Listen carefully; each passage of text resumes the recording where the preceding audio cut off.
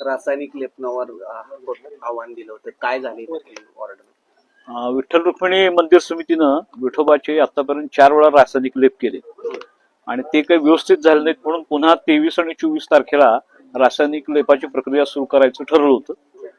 याच्या संदर्भामध्ये वारकरी महासंघ आणि मंदिर महासंघ यांनी त्याला विरोध केला होता, भाविकांनी विरोध केला होता. कारण त्याला कारण असं आहे की हिंदू धर्माप्रमाणे मूर्तीमध्ये प्राण असतात आणि मूर्तीमध्ये आपण सगळं आरोपित करतो की त्या मूर्तीमध्ये प्रत्यक्ष भगवान आहे असं म्हणून आपण काकड्यापासून शेजारजीपर्यंत नैवेद्य देवाला दाखवतो आणि अशा देवाला केमिकल लावणं हे योग्य नाही अशी भूमिका होती.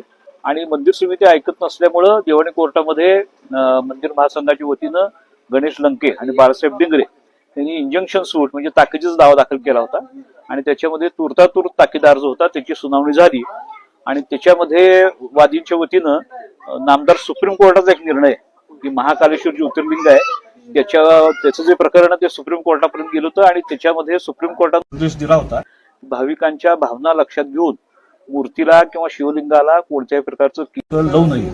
तर तो जो होता तो आणि इतर काही सुप्रीम कोर्टाचे निर्णय आहेत की मूर्तीला अपवित्र वस्तूंचा स्पर्श झाला तर त्यातलं देवत्व नष्ट होतं आणि त्याच्यामुळे भाविकांच्या भावनांना ठेच पोहोचती. ही गोष्ट कोर्टानं गृहीत धरली आणि दिवाणी न्यायालय कनिष्ठ पंढरपूर श्रीमती सोनाली राऊत यांनी आज इंजंक्शन ऑर्डर पास केली.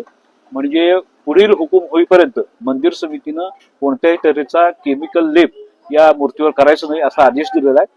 मंदिर महासंघ किंवा वादी एवढ्यावर थांबले नाहीये, त्यांचं असं म्हणणं आहे की शास्त्रामध्ये वजनलेपाची प्रक्रिया सांगितलेली आहे तर त्या पद्धतीने नैसर्गिक वजनलेप करावा.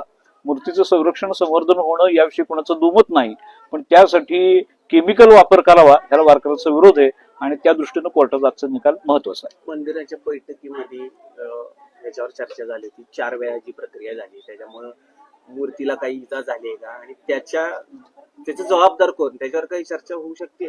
100% याच्यावर चर्चा व्हायला पाहिजे. कारण सुप्रीम कोर्ट 2020 साली सांगतंय की भाविकांच्या भावनांचा प्रश्न आहे, इथं शास्त्राचा विचार झाला पाहिजे की मूर्ती म्हणजे काही एखादी ऐतिहासिक वस्तू नाही की एखादी ऐतिहासिक वस्तू आहे, एखादा पुतळा आहे, तुम्ही ती करेक्ट करायला गेला त्याला लेप लावली ते ठीक आहे. इथं हजारो नाही लाखो वारकऱ्यांचं श्रद्धास्थान आहे आणि त्याच्यामध्ये प्रत्यक्ष भगवंताचा निवास आहे अशी सगळ्यांची श्रद्धा आहे. त्या मूर्तीला केमिकल लावायच्या आधी तुम्ही 10 वेळा विचार करायला पाहिजे की योग्य आहे योग्य नाही हे सगळं वारकरी मंडळी पुढे मांडायला पाहिजे. हा कोणताच भाग होत नव्हता म्हणून न्यायालयात येणं भाग पडलं. 20 वर्ष झालं वारकरी संप्रदायातील भाविकाची आज हा न्यायालयाचा निर्णय एक ऐतिहासिक निर्णय आपण स्वतः तिथं युक्तिवाद केलेला आहे. काय विशेष प्रतिक्रिया? विशेष प्रतिक्रिया म्हणजे ह्याच्या आधी जे लेप झाले ते वारकरी मंडळींना किंवा महाराज लोकांना विश्वासात न घेता परस्पर झाले होते. यावेळेला संधी मिळाली आणि कोर्टापुढे बाजू मांडता आली, त्याच्यामुळं वारकऱ्यांची बाजू ऐकून घेतली गेली. शंकराचार्यांनी आणि पेजावर स्वामींनी सांगितलं होतं की रासायनिक लेप करू नका, पारंपरिक जो आयुर्वेदाचा आहे त्याच्यावर विचार होणं अगदी बरोबर. न्यायालयानं सुद्धा करूर पीठाच्या शंकराचार्यांचं जे पत्र होतं ते न्यायालयात हजर केलं होतं, त्याचंही दखल कोर्टानं घेतलेली आहे की धर्माचार्य सुद्धा सांगतात की मूर्तीच्या बाबतीमध्ये रासायन लावू नका. कारण शंकराचार्यांनी त्यांच्या पत्रात म्हणलंय जे जीवाला नाही ते देवाला कसं काय, माणसाच्या शरीरावर केमिकल लावता का, हाच न्याय देवाला आहे.